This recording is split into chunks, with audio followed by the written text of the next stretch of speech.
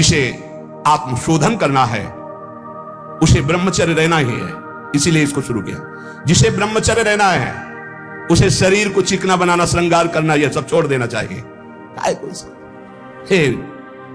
अभी कुछ दिन बाद शरीर छूट जाएगा, फिर लकड़ी में जलेगा भाई, चाहे जितना इसे पाउडर लगा लो, चाहे जितना इत्र छिड़क लो, आग में जलेगा कुछ दिन। बोले कुछ दिन क्यों, अभी तो हम 30-40 साल ऐसे निकल गए, ऐसे अब पता नहीं 30-40 साल है कि नहीं है, ऐसे निकल जाएंगे। ब्रह्मा जी के यहां कमल की पंखुड़ी में जितने में सुई छेदो उतने में 1 वर्ष हो गया। अपने 100 वर्ष कितने हुए, 100 बार ऐसे ब्रह्मलोक में करे तो हो गया। अपने शरीर को ज्यादा श्रृंगार, सुख, सुविधा, प्यार मत दो। जितने से भजन बन जाए, धर्म बने, उतने ही दो। स्त्रियों का काम भाव से स्पर्श करना, संभाषण करना, देखना छोड़ दे। यदि आत्मशोधन करना है स्त्री साधक को पुरुष साधक से, काम भाव से, कैसे, किसी भी तरह से। बहुत सावधानी का विषय से आपको खुद निर्वाह करना है, कोई दूसरा निर्वाह करने वाला नहीं, दूसरे को सफाई देने की जरूरत नहीं। तीसरी बात, पहला है शरीर का श्रृंगार, दूसरा है स्त्रियों से संसर्ग, संभाषण, बातचीत आदि आदि। तीसरा है पौष्टिक और स्वादिष्ट भोजन। ये महान भयंकर हैं 3 बातें जो साधक को नष्ट कर देती है। शरीर का श्रृंगार करना, माताओं बहनों से काम भाव से युक्त होकर किस तरह का व्यवहार, बातचीत, ऐसा आप सफाई पेश कर सकते हैं। भैया सफाई पेश करने की बात नहीं, आप खुद देख लीजिए। आपका अगर दृष्टि ठीक है, आपका भाव ठीक है, आपका व्यवहार ठीक है, भगवान को साक्षी करके, तो कोई दोष नहीं है। लेकिन यदि आप अंदर से दूषित हैं तो आप बचिए। और स्वादिष्ट बलिष्ठ भोजन, आत्मशोधन करने वाले उपासक को जरूरत नहीं, कोई जरूरत नहीं। ये घी, रबड़ी, रसगुल्ला, दूध और ये बादाम, पिस्ता, ये गृहस्थों के लिए बने, ये भगवत मार्ग के पथिकों के लिए नहीं। उनके लिए नाम रूपी बल और ब्रह्मचर्य का महान ताकत, एक अद्भुत बल, एक अद्भुत उत्साह, एक अद्भुत तेज बना रहता। बादाम में थोड़ी है, हलवा में थोड़ी है। बादाम हलवा खा के तो बेकार हो जाओगे। शुद्ध सात्विक थोड़ा अन्न एक बार डाल लिया शरीर पोषण के लिए, बस जल, व्यायाम, प्राणायाम, ब्रह्मचर्य, इससे बहुत बड़ा बल प्राप्त होता है। हमें निरंतर मन को वश में करना। मन को वश में करने के लिए ये शारीरिक बल की जरूरत नहीं है, शारीरिक बल तो अपने आप बना रहता है। उत्साह, एक आत्मिक शक्ति, एक बल, एक अलौकिकता रहती है, ये निकृष्ट आचरण करने से नहीं। स्वादिष्ट और पौष्टिक भोजन की कोई आवश्यकता नहीं ब्रह्मचारी के लिए। 5 चम्मच उसमें दाल में घी डाल के और सब कर, फिर कैसे हजम करोगे। तपस्वी उपासक को चाहिए स्त्री के रूप की तरफ, उसके हास्य की तरफ, उसके मधुवचन की तरफ, उनके संकेत की तरफ, उनके हाव भाव की तरफ, या स्त्री उपासक को चाहिए पुरुष के ऐसे परस्पर चितवन को ना देखे, ना चिंतन करे, ना देखे, ना चिंतन करे। परस्पर विरोधी शरीर को राग पूर्वक देखना, उनके अंग प्रत्यंगों का चिंतन करना, उनकी बातें करना, ये ब्रह्मचर्य कदापि नहीं रह सकते जो ऐसे आचरण वाले लोग हैं। ब्रह्मचर्य व्रत में रत रहने वालों को अत्यंत सावधानी पूर्वक अपनी इंद्रियों को दर्शन, संभाषण, चिंतन से बचाना है। जो भिक्षुक ब्रह्मचर्य का आनंद प्राप्त करना चाहता है उसको अच्छे अच्छे पदार्थों के स्वाद पाने वाली जिह्वा पर काबू करना होगा। हाँ, ये जवानी जो है ये व्यतीत होनी चाहिए तपस्या में, जलने में व्यतीत होनी चाहिए, तो बुढ़ापा में वर्षा हो जाएगी। गर्मी की बात बरसाती ना, जलोगे तपोगे तो वर्षा हो जाएगी। और अगर पहले भीजे भोगों में पड़े रहोगे तो बुढ़ापा में सड़ोगे, फिर ध्यान रखना। इसलिए ब्रह्मचर्यरत भिक्षुक को चाहिए किसी भी विपरीत शरीर से परिचय न ले, एकांत मिलन की बात ना हो, किसी भी तरह से अपने मन की कमजोरी सामने वाला ना जान पावे। ब्रह्मचर्यरत भिक्षुक को चाहिए कि वासनावर्धक, पुष्टिकारक भोजन, पेय, वार्ता, दृश्य, इनका परित्याग कर दे। जैसे बहुत ज्यादा ईंधन हो तो अग्नि उतनी ज्यादा बढ़ेगी, ऐसे जितना पौष्टिक आहार करोगे उतने काबाग्नि बढ़ेगी। शरीर का श्रृंगार, शरीर की शोभा, शरीर को सुख आराम देने की भावना वाला कभी ब्रह्मचारी नहीं हो सकता। बहुत सावधान। जब भगवत मार्ग में चले तो अंगूठी की जरूरत क्या है। जब भगवत मार्ग में चले हैं तो किसी भी तरह के आभूषण की जरूरत क्या है। भगवत मार्ग में चले तो कंघा की जरूरत क्या है।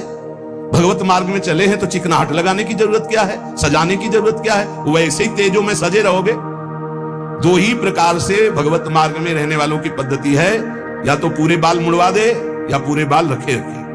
10-20 वर्ष बनाए रखो, फिर मुड़वा दो, या पूरे जीवन बनाए रखो, और या फिर 2-2 महीने 4-4 महीने के नियम में उनका मुंडन कराते रहो। ये कंघा लगाना, ये सेटिंग करना, फिटिंग कर, ये सब नहीं है। बांध लगोटा बचा के इंद्री कभी न देखा पर नारी, और भिक्षा के टुकड़े खा करके चढ़ी परमार्थ की तैयारी। आंख उठाकर किसी की तरफ नहीं देखा, काछ वाच मन निश्चल राखे, धन धन जननी तेरी रे, फिर आगे चलकर प्रकाशित हो जाओगे। बहुत सावधानी की जरूरत है, और व्यायाम अत्यंत आवश्यक है। ये नहीं कि हम बहुत सेवा करते, नहीं। अरे ब्रह्मचर्य को पचाने के लिए 1 घंटा व्यायाम की जरूरत है। दवा कोई वर्जिश से बेहतर नहीं, नुक्सा है कम खर्च, बाला नसेन शक्ति बढ़े फुर्ती लहे, चोट न अधिक पिराए, अन्न पचे चंगा रहे, कसरत सदा सहाय। कम से कम 1500 दंड बैठक मारियो, फिर 2-4-6 घंटे पद्मासन सिद्धासन में नस नाड़ी एकदम शुद्ध, तब वो ब्रह्मचर्य लगना चाहिए कि ब्रह्मचारी जा रहा है। ये पानी से शुद्ध हो जाओगे, पानी से केवल, जैसा घी लगता है ऐसा पानी लगेगा। प्राणवायु का संशोधन करके प्राणायाम कह नहीं रही रहा है, हफ्ता भर भोजन नहीं मिला, गंगा जल से काम चलता रहा। जब कभी कहीं मिल गया तो फिर 30-35। हाँ, एक बार एक गंगा किनारे एक कुटी थी, तो राधे श्याम झोपड़ी थी, वयोवृद्ध संत निकले। हाँ आओ, हम जानते हैं गंगा किनारे भ्रमण करने वालों की क्या दशा होती, क्योंकि गंगा किनारे भूखे हो गए। हाँ महाराज, कई दिन से नहीं मिला, हो गए होंगे 8-10 दिन। बोले बैठो, कोई त्योहार था, गांव से गए, पूरी कचौड़ी मांग ले, आप सही मानो इतनी, वो पूरी लाके ऐसे रख दी, 2-4 ऐसे सब्जी के टुकड़े होंगे भिक्षा में जैसे। हमें यह भी ध्यान नहीं रहा कि इनके लिए पूछे। पूरा राधे श्याम जब पा चुके गंगा जल, हमका महाराज आप, बोले हमें पता है, हम शाम के फिर ले आएंगे। बोले हमें पता गंगा किनारे कैसे होते, क्योंकि फिर पता नहीं कई दिन में मिले, कई दिन बाद मिला था। और कभी गैस की गोली थोड़ी कि गैस में कुछ नहीं, गंगा जल। अच्छा, ऐसी स्थिति में रोज आसनों पे बैठना, रोज व्यायाम करना। अभी पता नहीं आजकल के नए बच्चे व्यायाम में क्यों नहीं लगते, प्राणायाम क्यों नहीं करते, क्यों संयम से नहीं चलना चाहते। को बोले समय नहीं है, समय आधा घंटा 1 घंटा तो व्यायाम होना चाहिए। व्यायाम जरूरी है, गृहस्थ हो या विरक्त, आधा घंटा व्यायाम। मोटरसाइकिल भी जब चलाते हैं ना लोग, तो पहले रेस में डालते हैं, नहीं एकदम धुआं करके रेस में, फिर वो एकदम गर्म। जब तुम भी रेस में डालो, सुबह उठ के 2 बजे उठे, छत में चले गए, 3 बजे तक दंड बैठक व्यायाम प्राणायाम करके एकदम फुर्सत पाए, सत्संग में ऐसे बैठे। ब्रह्मचारी मतलब आग, ब्रह्मचर्य मतलब आग, आप सच्ची समझो आग।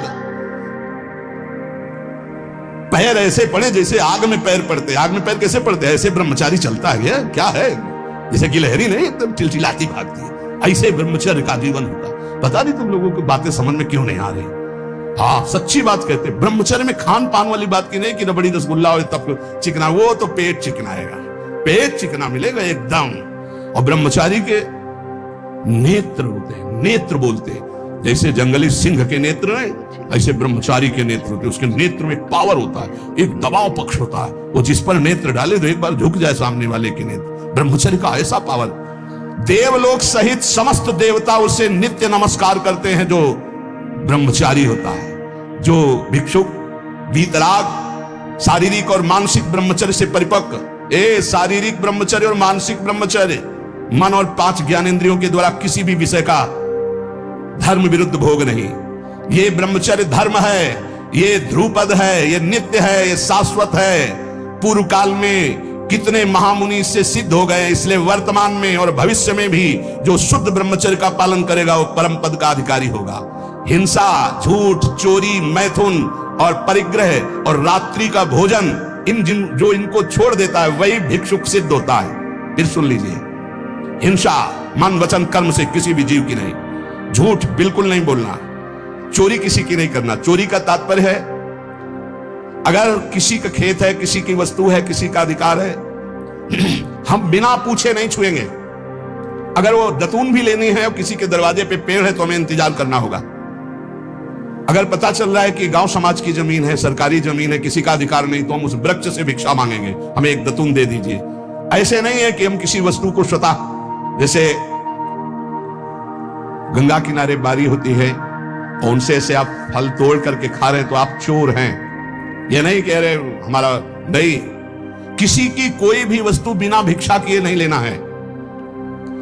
आगे है मैथुन का पूर्ण त्यागी वीतराग परमहंस, बैरागी, किसी भी तरह के अष्ट मैथुनों में से एक भी नहीं। और परिग्रह, दान नहीं, इसीलिए भिक्षा शब्द है, तुम हमें दे रहे हो हम नहीं लेंगे, हमें जरूरत होगी हम मांग लेंगे, हम भिक्षुक हैं। ये उपासकों की, अच्छे जो उपासक उनकी रहनी होती, ये ले 100 रुपया नहीं जरूरत है, आधा घंटा बाद जरूरत होगी तो हम किसी से मांग लेंगे, भाई अगर हमें जहां लगेगा तो हम 5 लोगों से मांग लेंगे अगर जरूरत है, लेकिन हम तुम्हारे देने पर नहीं लेंगे। तुम्हारे देने पर दान होगा, हमारे लेने पर भिक्षा होगी। हमें जब आवश्यकता होगा, जहां से श्री जी प्रेरित करेंगे, मांग लेंगे, हमें नहीं चाहिए। हिंसा, झूठ, चोरी, मैथुन, परिग्रह और रात्रि का भोजन, ये साधक कभी रात्रि में भोजन न करे। और सूर्य अस्त होने के 30 मिनट पहले या 30 मिनट बाद, बस इसके आगे नहीं जाना चाहिए। जिसको ब्रह्मचर्य रहना है, साधना में रहना है, एक 9, 10, 11 बजे आराम से आप खूब बतरा के अच्छे अच्छे पदार्थ पा रहे हो, ये सब साधना के खिलाफ बात है। अगर इस समय भोजन नहीं होता, 4, 5, 6 सूर्यास्त के 30 मिनट पहले और 30 मिनट बाद तक, फिर आप पानी पी के काम चलाओ या दूध ले लो 200-250 ग्राम। भोजन भरपेट मत करो, क्योंकि हमें 1 बजे रात्रि से जगना है, 2 बजे रात्रि से जगना है, हमें साधना में लगना है। और ठसाठस 11 बजे तक यहाँ पा लिए तो 10-11 बजे तक के लिए वो प्रमाद स्थिति पैदा कर देगा। रात्रि का भोजन निषेध है साधु के लिए, या तो सूर्यास्त होने के पहले या बस सूर्यास्त होने के बाद ही 30 मिनट बाद तक, मतलब 7, बहुत बहुत अधिक 7:30, 8, इसके आगे नहीं।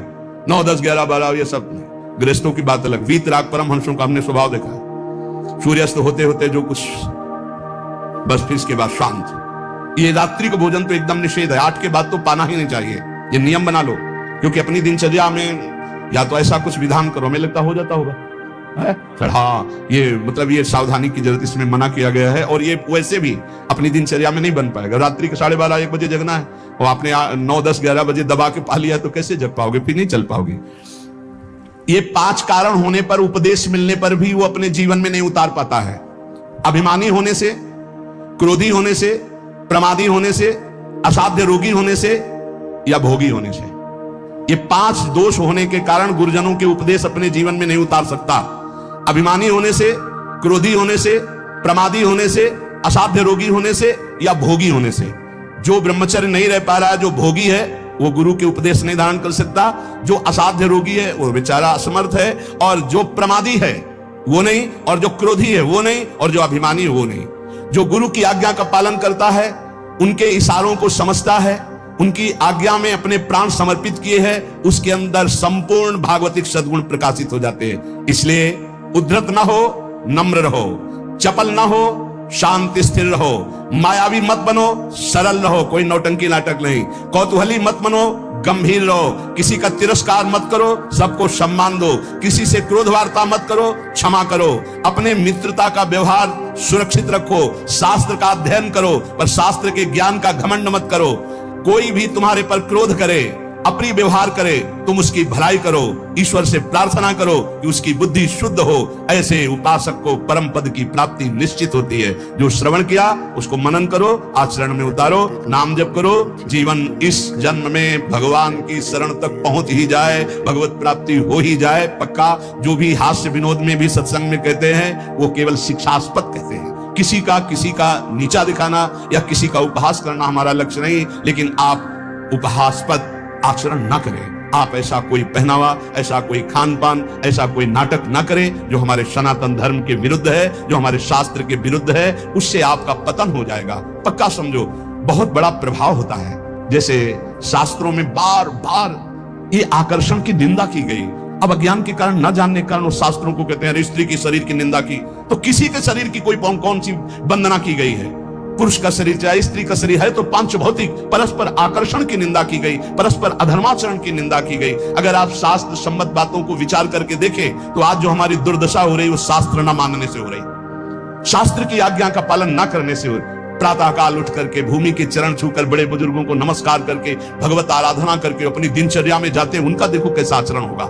जो सुबह से ही उठे गंदे आचरणों का चिंतन, गंदी वार्ता, गंदी क्रियाएं, पशुता छा गई है। इसलिए प्यारे, आज किसी भी प्रलोभन से यदि हमारा मन लुभायमान होगा तो हम शास्त्र की सही बातों में नहीं बता पाएंगे। और अगर हमारा उद्देश्य आपको भगवत प्राप्ति कराना है, आपका मंगल कराना है, तो निर्भय होकर दहाड़ते हुए आपसे कहेंगे, और आप प्यार से सुन लेना। थोड़ा कड़ुआ लगेगा लेकिन आपको बहुत ठीक कर देगा। ये सुदर्शन चूर्ण है, बड़ा कड़ुआ होता है सुदर्शन चूर्ण, लेकिन जिसका बुखार ना उतरता हो, नियम से सुदर्शन चूर्ण पाए, उसका बुखार उतर जाएगा। ऐसे ये जो माया का बुखार है ना, सत्संग रूपी सुदर्शन चूर्ण पाओगे, ये उतर जाएगा। इसलिए उठो, धर्म के मार्ग में चलो, दूसरों का हित करो, शरीर के सुख की ज्यादा चिंता मत करो। ये लकड़ी में रखकर जलाया जाएगा या गाड़ दिया जाएगा, इससे कमा लो तपस्या, ब्रह्मचर्य, संयम, नियम, नाम जप। शेष चर्चा के श्री राधा वल्लभ लाल की। राधे राधे दोस्तों, वीडियो अच्छी लगी तो लाइक करें, चैनल को सब्सक्राइब करें। मिलते हैं और एक नए वीडियो पे।